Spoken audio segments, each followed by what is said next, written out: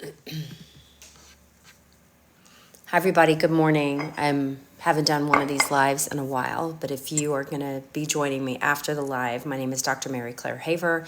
I'm a board-certified obstetrician gynecologist. I'm also certified culinary medicine specialist, so I have an extensive background in nutrition. I am also a certified menopause specialist. I am the author of The New Menopause, which released last week. So what I'd like to do today is come on and answer your questions that you have about menopause. I have reverted to my factory settings. I've been on book tour for the last 12 days from Vegas to New York to Chicago. And now I'm home in my kitchen drinking coffee and wanted to come on live, get away from the glitz and the glamour and the hair and makeup and answer your questions about menopause. So you can just drop them in the comments below and I will try to keep up. But the reviews are coming in for the new menopause, and they are really touching me. And so I'm going to read a couple of them. Bear with me, and while you guys join and get the questions answered. Sorry, my voice I've been talking a lot the last couple of days. So Flavia, this is on Amazon. This book is a roadmap for better days. It provides a great summary of all the information you need to know in order to navigate perimenopause and menopause. It's an easy read and a great resource to consult when needed. It talks about different lab work and gives you suggestions on how to manage different symptoms. It also has info on recent studies to inform your clinician in case they are behind and all the science that's out there and still living in the Stone Age. Thank you, Dr. Haver. So one of the sad truths is that our education system and our medical education system is not doing any clinical justice to patients by the lack of education and training around perimenopause, menopause, and postmenopause and how it affects women and what they can do about it clinically so that you can live your best life. So,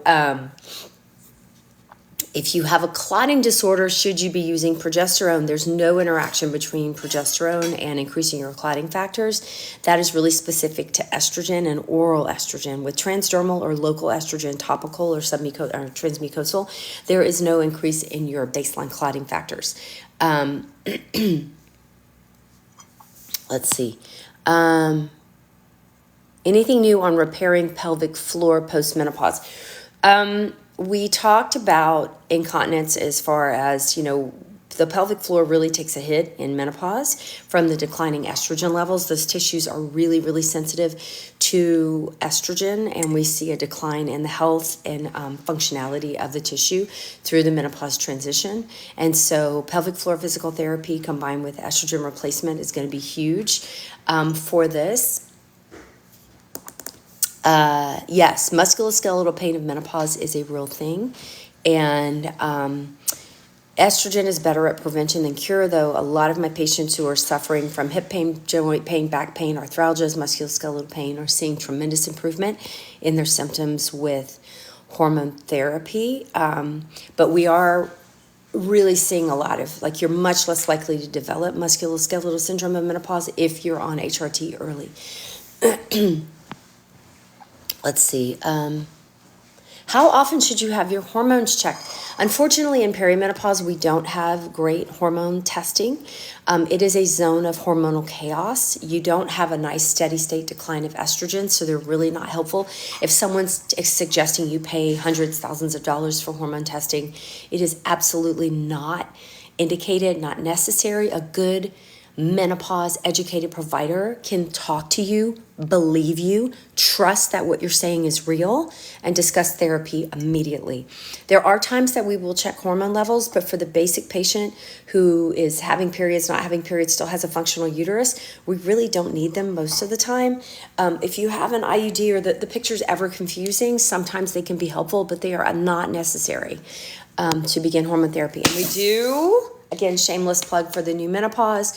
We talk about this extensively in the book. We talk about Dutch testing. We talk about hormone testing. All of this information is in here to arm yourself so that you aren't taken advantage of by a hormone doctor. Let's see. You've heard it is. Okay. Is HRT still appropriate at 60 and 5 years post-menopause? Probably, yeah. So again, it's a nuanced conversation between you and your healthcare provider.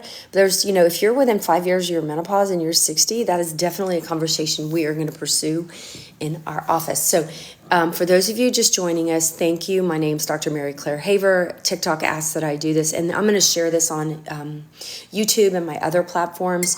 So always remember, tap on my face to give us likes. That's on the TikTok platform. You can like this video on the other platforms. It helps the algorithm, and it helps get this message shared out to a broader audience. So if you just tap on my face like this, thank you for the hearts and all the likes. HRT and GLP-1s are absolutely okay together. You have a 30% increased weight loss if you're on HRT with your GLP-1. This is documented, and it's also much less likely to lead to muscle loss with your GLP-1. Hopefully you find a board-certified endocrinologist to help you through this process, but the data is clear. Women who are on GLP-1s with their HRT or vice versa have improved gains, health gains. Testosterone, it's not illegal to give testosterone. It just means it's not FDA approved. To my knowledge, there is no state that has outlawed testosterone therapy for women who are menopausal and suffering from low testosterone levels. So it is not illegal.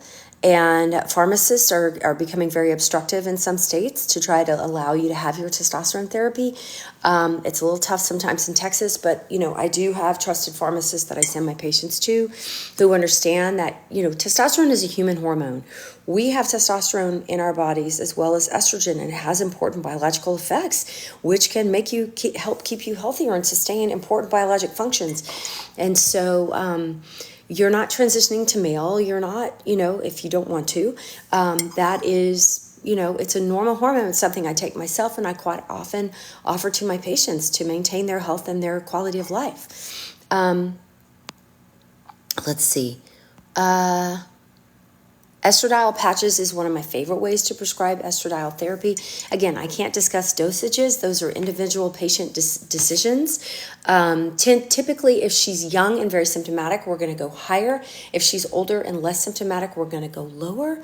But again, it's nuanced, and it is a trial and error to find out what is the best dose that is going to work for her. Let's see. Would HRT possibly... Online HRT. So those of you who are meeting obstruction and can't find a menopause-informed provider, I don't want to throw all providers under the bus. We're not teaching our clinicians the nuances of hormone therapy, how to recognize perimenopause, how to get a patient on the road to her healthiest life, outside of just throwing statins and antidepressants at her. And so, which, can be helpful in certain cases, but so it's not your clinician's fault where our medical system is broken and failing the menopausal patient. And so the new menopause is arming you with education, information, and resources to help you find an informed provider. We have ways to help you find either online or Menopause Society. All of this is in the book. Again, shameless plug for the new menopause. Ashwagandha, guys, this is, nothing works better than your natural estrogen. And then after that, it's replacing it with estradiol. So those are the best ways. Ashwagandha is a very poor imitator, and I do not recommend it to my patients. Let's see. Your doctor is willing to give you a high dose of estrogen and bare minimum of testosterone. I'm sorry about that. Get the book and get the book for your provider. Thank you, Amy. That's a wonderful plug there. Your physical symptoms are mild. Your mental health is suffering. This is very common. 40% of women in perimenopause, due to the hormonal fluctuations and chaos, are going to have depression in perimenopause. A recent study that just came out, CNN just talked about it last week. This is huge, okay? Throwing an SSRI at that patient is not the standard of care. It should be stabilizing her hormones by giving her hormones. And so that she's going to do way, way, way better. This is undeniable fact. Unfortunately, it's going to take years before we get our clinicians educated on this subject. This is new breaking information. And especially in perimenopause, your best bet is going to be hormone therapy for your mental health. symptoms that are new to your perimenopause. Let's see. I'm reading the questions, guys. Hang in there. Also, like and share this post. Thank you very much. Where do I find what I need in menopause? Okay, again, shameless plug. This is a great place to start. Education, information, arming you with all of the tools that you need to educate yourself, know what to look for, and how to find a provider. Questions to ask your doctor, lab test to ask for. This is all in here, all in this book, The New Menopause, which was published last week. You can buy it anywhere you find books. There's also a link in my bio. If your blood pressure is elevated, of course you can start hormone therapy. Elevated hypertension is one of the things we see increase through the menopause transition. So this is absolutely something that is misunderstood, and there's multiple misconceptions about it. You don't need HRT in perimenopause. That is fiction. I'm sorry, sweetheart. I don't know who you're getting your information from, but for mental health, the data is clear. Perimenopause, mental health changes, hormone therapy is going to be the best course of therapy and action. Remember, if someone is trying to sell you a bucket of supplements, you really have to question their motivation. Hormone therapy and perimenopause can be life-changing, can be absolutely life-saving for mental health changes. Remember, right now in current clinical practice, we have a doubling of SSRI use. Once hormone therapy was taken off the table because of the flawed presentation of the Women's Health Initiative study and all of the misinformation and the detrimental things that came out of that study due to the presentation of the data and the persistent narrative that hormones are bad for you, has literally changed the face of women's health for a generation. And us in the Menopause are here to set the record straight, to not allow these PhDs who sit behind labs and never talk to patients and don't trust patients and don't believe patients when they say what they are suffering from and really want to keep you in your place. And this progressive narrative of just get over it, if you just, suffer quietly. No, we are not going to allow you to suffer. If you choose not to choose hormone therapy, we fully support that decision, but we want to arm you with facts and information. I don't make a dime if you take hormone therapy or not. That's not why I'm here. I am here because you have suffered from 24 years of false information. And, I'm not a conspiracy theorist, but there are people out there who are very, very, very judgmental of you and your life and your experiences and won't believe you. And we're here to say, not okay. Your suffering in silence is absolutely not acceptable. And we are here to make sure that you are going to make informed choices based on the latest current information, and not on 22-year-old data from old white men and women who have a persistent narrative for you to just suffer in silence. And that's just not what we're going to do here. So, debilitating anxiety for 10 years, joint pain and dizziness. Yes. So let me know in the comments, what have been your most surprising and persistent symptoms through your menopause journey? Everyone knows about hot flashes. So, let's see. You've tried the cream and the one under your tongue. Your body doesn't absorb it. Have you tried the estradiol patch? The FDA-approved options are usually in the U.S. covered by insurance. These are the ones that most of us in the menopause stick to, are the FDA-approved options. Have you tried oral estrogen? It works great. Okay, so libido and joint pain, anger, mood swings. Let's see, brain fog and anxiety. We're talking about symptoms. Debilitating anxiety, heart palpitations, and tiredness. This is not just you're getting older and these are things you have to deal with. These are things specific to hormone changes in menopause. I'm telling you guys, these are anxiety, dizziness, brain fog, joint pain, dissociation. Yes, all of these are clinically recognized, all here in the book. And also in the last part of the book is a toolkit, the last 100 pages of ways that you can address these symptoms, not only hormone therapy, but also other ways, nutrition, exercise, stress reduction. I tried to put as many tools in the toolkit per symptom that you could use so that you don't have to suffer. Anxiety, dizziness, brain fog, palpitations, disassociating, dizziness, anxiety. Let's see, high estrogen, low testosterone, low progesterone. This is classic perimenopause. This is classic, and no one knows what to do for you. I would treat you. our team would treat you immediately. I mean, this is very classic perimenopause. Hallmarks: low progesterone, high, fluctuating estrogen levels. This is what perimenopause is. It's a full-time job taking care of yourself. I hear you. Surgical menopause when you're 58, it is not too late for hormone therapy. It is not too late for the conversation. You may choose not to have it. The risks may outweigh the benefits for you, but you deserve the conversation with a menopause-informed provider, and our book will help you. There are online options. I cover what I feel like are the best online options. They do not pay me to say this. There's no physical, monetary affiliation with these companies. I like them. I'm friends with them. I talk about it all in the book. The book will be coming out in Spanish. Yes. Let's see. I love all these questions, guys. This is so awesome.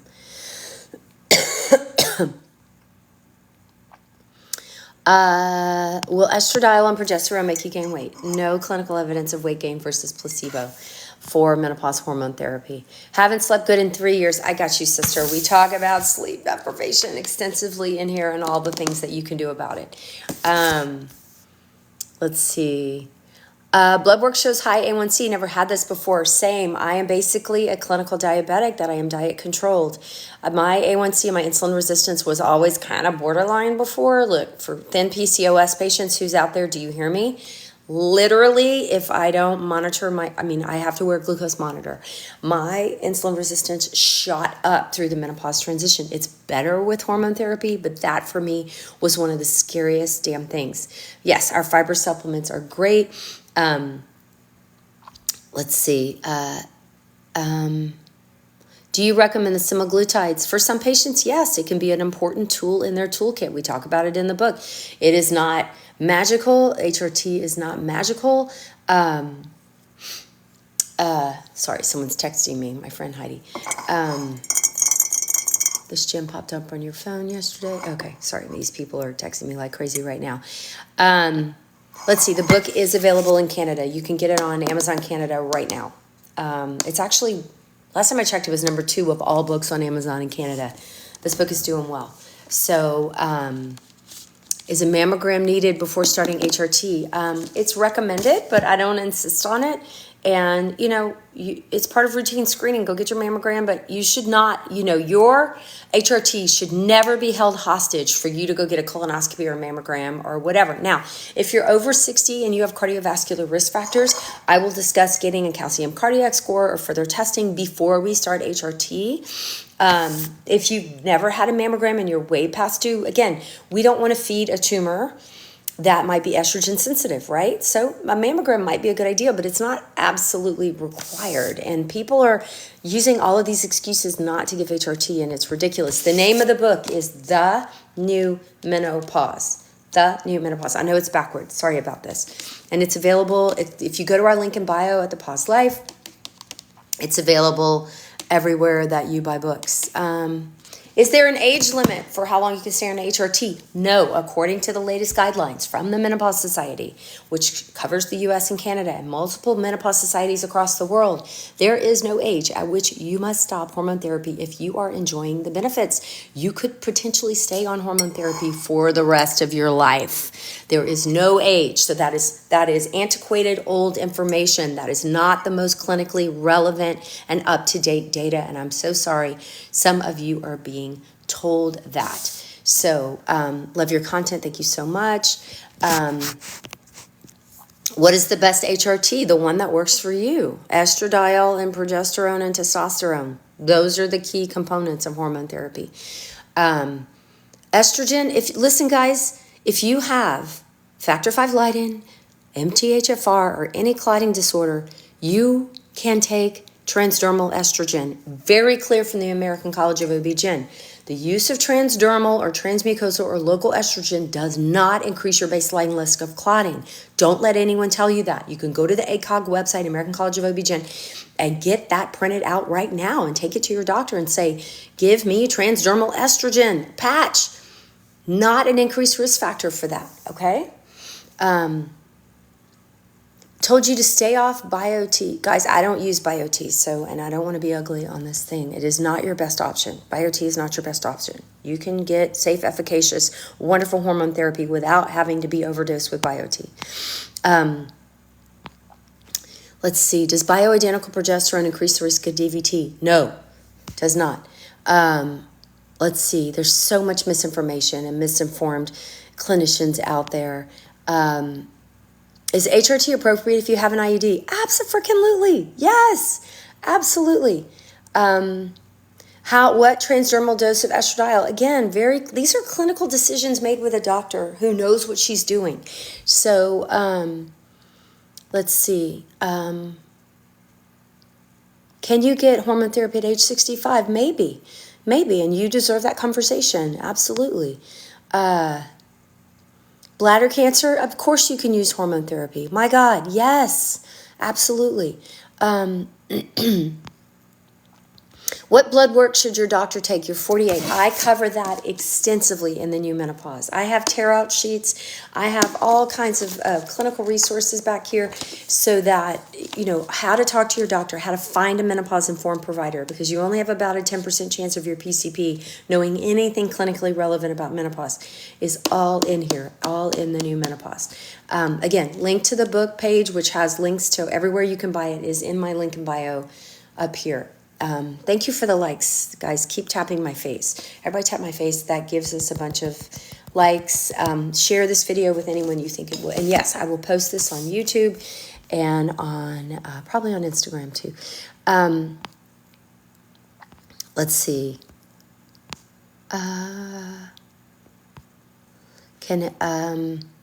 After knee replacement. So if you're doing transdermal, no increasing risk of clots. So you should be taking off your oral estrogen before, a surgery that's going to put you in increased risk for blood clots. So, all right, 500. Thank you for sharing the live, guys. Thank you for the likes and the shares. It really increases we have 11,000, almost 12,000 likes. Thank you, guys. Let's see. Blood level of estrogen should you shoot for an HRT? Guys, we treat based on symptoms. Look, if my level's 50 and your level's 50, you could feel great, have absolute top of the line, your cholesterol's fine, everything came back to normal, you feel great. I could feel horrible. So we treat right now based on symptoms, not on levels. Okay, this is less to do with levels and more to do with fluctuations and how your body is responding. We are all different. So, okay. And if you've had a estrogen-sensitive tumor like breast cancer or endometrial cancer, after your treatment, it is not an automatic no. It is a more nuanced decision based on stage, age. So there are a lot of people, the 2% of the population who is suffering, post-treatment of their hormone-sensitive cancers after their treatment and therapy. There are a lot of options for you guys that are not being discussed. So again, we are failing those patients terribly. Let's see. So my osteoporosis prevention starter pack. So this book is less about, hot flashes and getting your symptoms under control are important. This book is also about setting you on a course where you are going to not suffer the status quo, right? Status quo right now is, yes, we're living longer than men. We're living 25% of that life in poor health than our male counterparts. We're ending up in nursing homes with frailty and dementia, okay? This is setting you on a course to decrease that risk. I can't guarantee you're not going to fall and break your hip. I can't guarantee you're not going to get dementia. But I think you deserve a conversation while we still have time around how do we decrease that risk? Because I don't want just a bigger lifespan. I want a better health span. I don't want to spend the last 10 years of my life in a nursing home. I want to be a benefactor to my children and not a burden, okay? A benefactor and not a burden. And that's a quote from Dr. Sharon Malone in Grown Woman Talk. But listen, this book is tools and keys to set you on the path where you are going to be a benefactor to the next generation and not a burden. I do not want, my mother is suffering horribly from end-of-life stuff, and it's going to go on for years. And I don't want that for my kids. I want that time to be as short as possible. And so this the nutrition, the exercise, the stress reduction, the sleep optimization. I want the tools in my toolkit so the next 30 years I can live and I'm not living in pain and I can take care of myself and I'm healthy. And that is not what my genes are pointing me to, given the life my mother lived. Okay, she thought she was healthy. And right now she is suffering horribly, horribly. And I don't want that. And these are the tools to put me on that course. It's not just HRT. Yes, there's a huge amount of information on HRT here. But like once you get the acute stuff under control, now we're going to set the course for the rest of your life. That is the point of this book. Okay? So, The New Menopause, available everywhere you buy books. It is a national bestseller. It hit #1 on Amazon. #1 of all books on Amazon.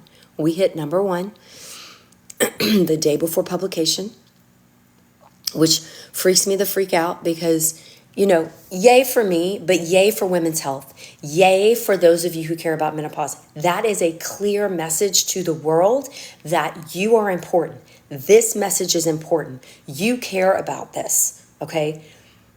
That is huge. Okay, so it cites studies. The entire last, hold please, the entire last 40 pages are the studies. These are all studies, all this. Studies. Everything I do is based in evidence. First and foremost, I'm a scientist. Every single thing I do. This is a new book published last week, The New Menopause. My book, written for you. It's what to expect when you're never going to expect again. This is the guide that you need when reproduction ends, okay, is ending and ends, so that you can live your longest, healthiest life forever. So, but you're going to have to fight for it.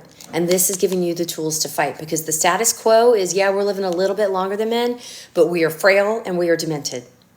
No, I'm giving you the tools to keep that from happening. It's available on Audible. It's available on, you know, so there's audio versions, there are electronic versions, and of course you can get the hard copy. We talk about BioT and why it is not my favorite form of hormone therapy. There are some ethical issues there. They're routinely overdosing patients with testosterone. I love testosterone. I take testosterone. I talk to you how to safely prescribe testosterone. And unfortunately, most of the clinicians who are using BioT are not doing it in the most efficacious manner. I think you have better options. And we talk about this extensively. So, all right, love you guys too. Check out the new book. Go to our link in bio. Amazon has it on sale for $18. It's like 33% off. But again, you can support your local booksellers. There are ways to get signed copies if you want at the link in my bio. Go and check it out, and we'll chat again soon.